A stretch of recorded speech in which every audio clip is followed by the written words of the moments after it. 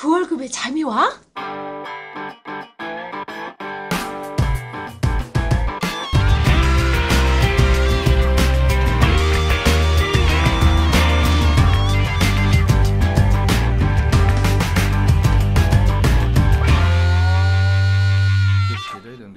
안녕하세요, 반갑습니다. 그 월급에도 잠이 오가는 방송 머니스토리 TV 뭉치 양승민입니다.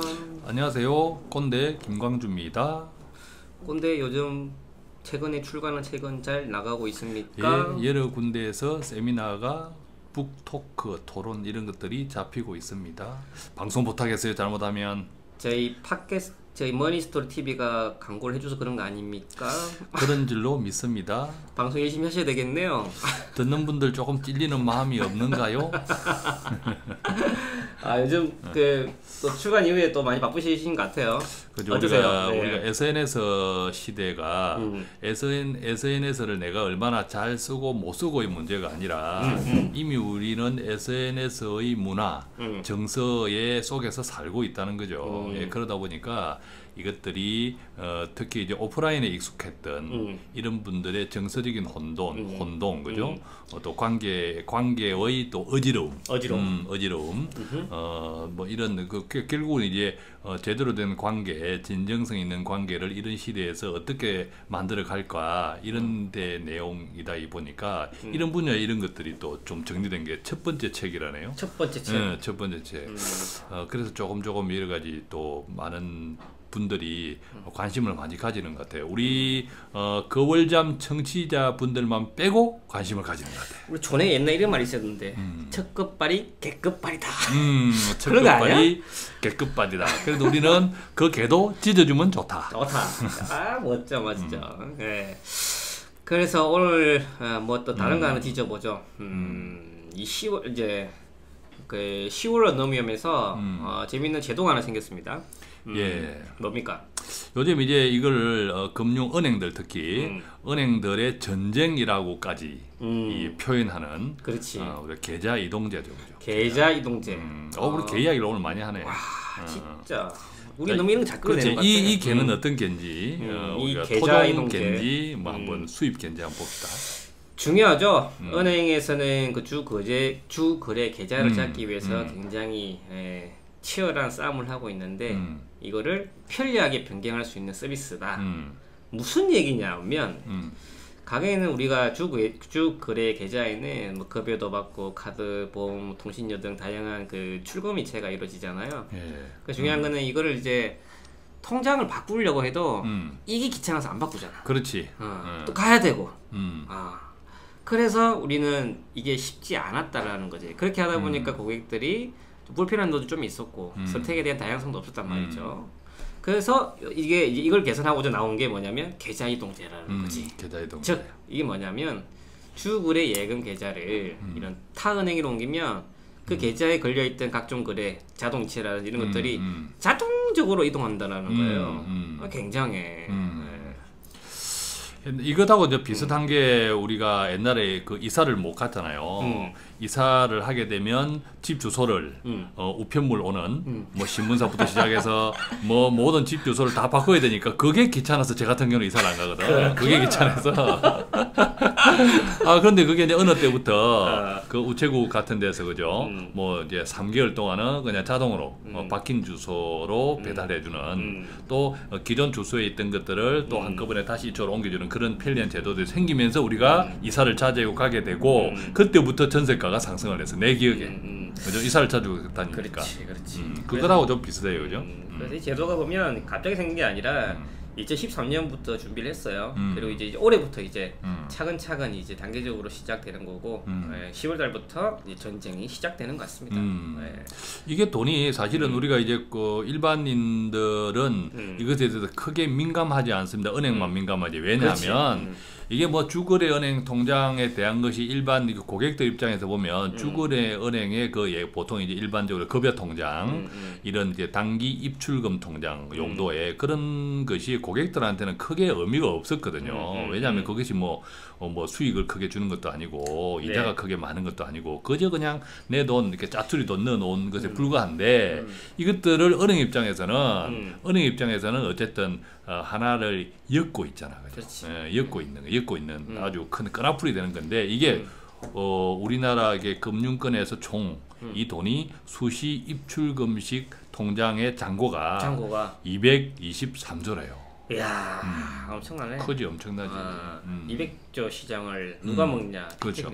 은행 입장에서는 통장을 하나 보통 이제 통장을 은행에 하나 만들면 그때부터 그 은행에 그만큼 이제 엮인 거니까 그렇지. 은행에서 당연하게 정당하게 그 고객을 향해서 여러 가지 마케팅을 할 수 있잖아요. 그죠? 그런 징검다리 역할을 하는 것이 수시 입출금식 이런 가계 통장들이죠. 급여 통장 이런 것들.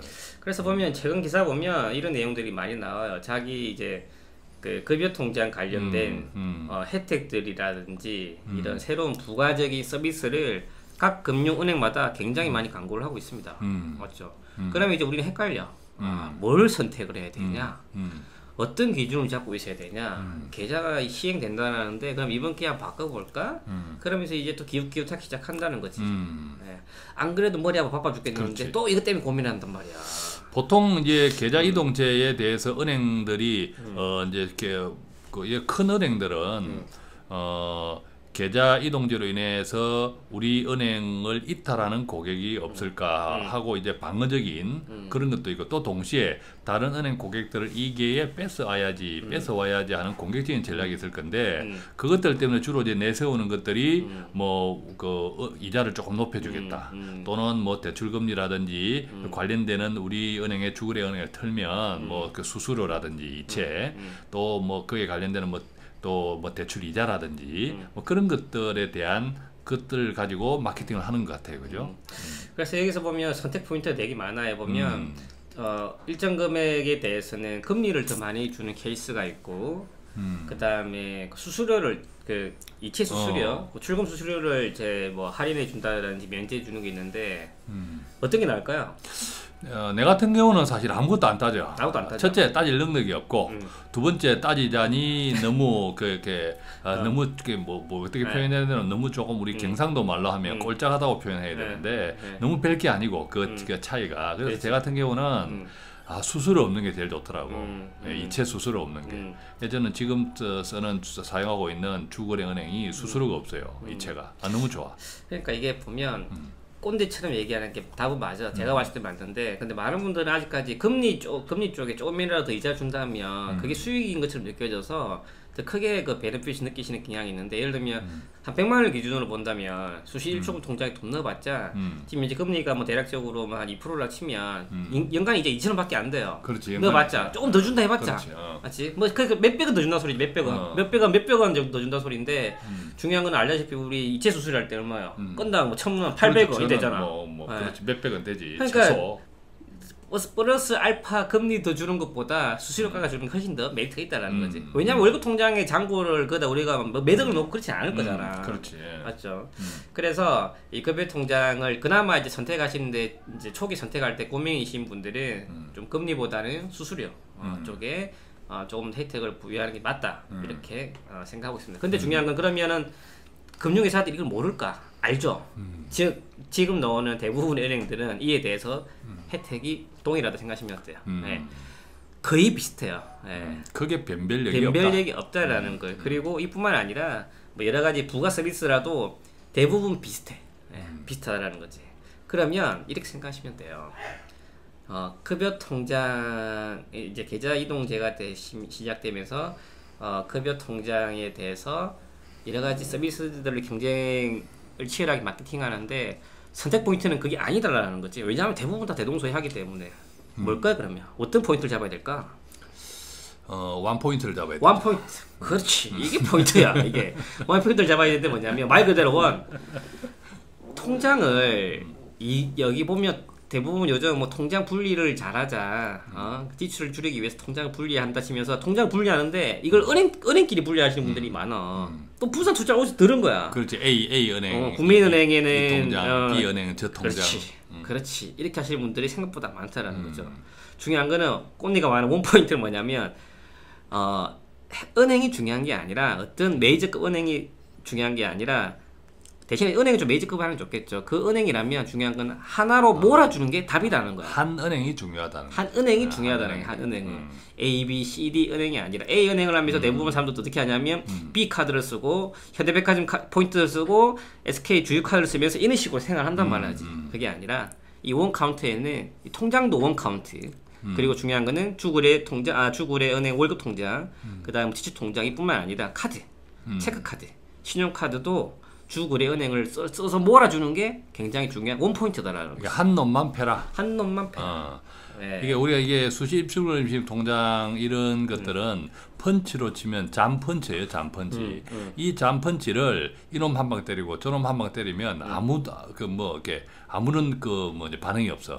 근데 이 잠펀치라도 물이 바위를 뚫듯이 이 잠펀치라도 한 놈만 계속 공략하면 그 은행과 그 고객 사이에 신뢰가 형성이 되고 그 레코드를 가지고 어떤 이런 금리 차이 이런 것보다 훨씬 좋은 여러 가지 어떤 관계를 형성할 수 있다라는 거죠. 그렇죠. 실질적으로 대출금리라는 이런 부분들을 부가 혜택 서비스는 주거래은행에서 얼마나 기여하는지가 굉장히 중요한 그 트랙 레코드가 되기 때문에 한 놈만 피는 거, 이게 통장뿐만 아니라 카드도 마찬가지. 이렇게 하시는 게 그게 중요한 포인트라는 거죠. 왜냐하면 서비스는 다 대동소이하다라는 거지. 그런데 그렇게 이제 하고 대체로 이제 오래 가잖아요. 어떤 주거래 은행을 하면 이게 뭐 한두 달 사이에 갑자기 그 은행과의 어떤 관계 형성되는 것이 아니라 1년, 2년 이제 장기간 거래를 하게 되잖아요. 장기간 거래를 하다 보면 또 여러 가지 이제 근데 그만큼 은행 입장에서는 이 고객에 대한 신용 포인트가 쌓여가는 거지.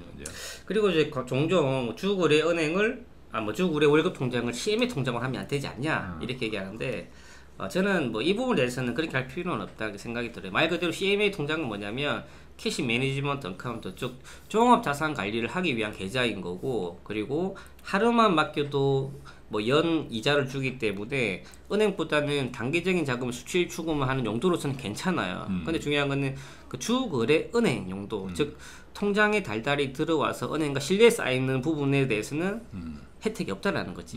말 그대로 이제 증권사는 그 자산 관리를 하기 위한 툴로서 쓰는 거지. 내가 신용을 쌓고 대출을 받고 거래를 하는 거는 은행을 하시는 게 더 좋다라는 겁니다. 네. 이제 보통 이제 CMA는 증권회사 카드잖아요, 그죠? 증권회사 통장인데 증권회사는 일반 시중은행, 일반 은행에 비해서 금융 거래에 대한 여러 가지 폭이 좁아요, 그죠? 네, 좁다는 거니까 여러 가지 서비스 혜택을 누리기 위해서라면 일반 시중은행이 대출까지 예를 들면 고려한다면 훨씬 낫다. 그런 의미에서 주거래은행은 은행과의 신용관계를 형성하는 거다라고 보면, 그리고 또 아주 가볍게 보면 그냥 이체 수수료 같은 거 그런 정도 한두 가지에 집중해 나가면 훨씬 좋겠다, 그죠? 자, 10월달부터 시작되는 은행 간의 계좌 이동 전쟁에서 분명히 이제 그 과다한 혜택들과 마케팅이 쏟아지겠죠. 핵심 포인트는 다 그게 중요한 게 아니라 원 포인트. 한 놈만 패자. 한 놈만 패자가 그것도 오랫동안 패자. 그게 저 중요한 포인트이다. 네, 여기까지 하고 오늘은 마치도록 하겠습니다. 예, 어느 놈 패든지 잘 패십시오. 감사합니다. 네.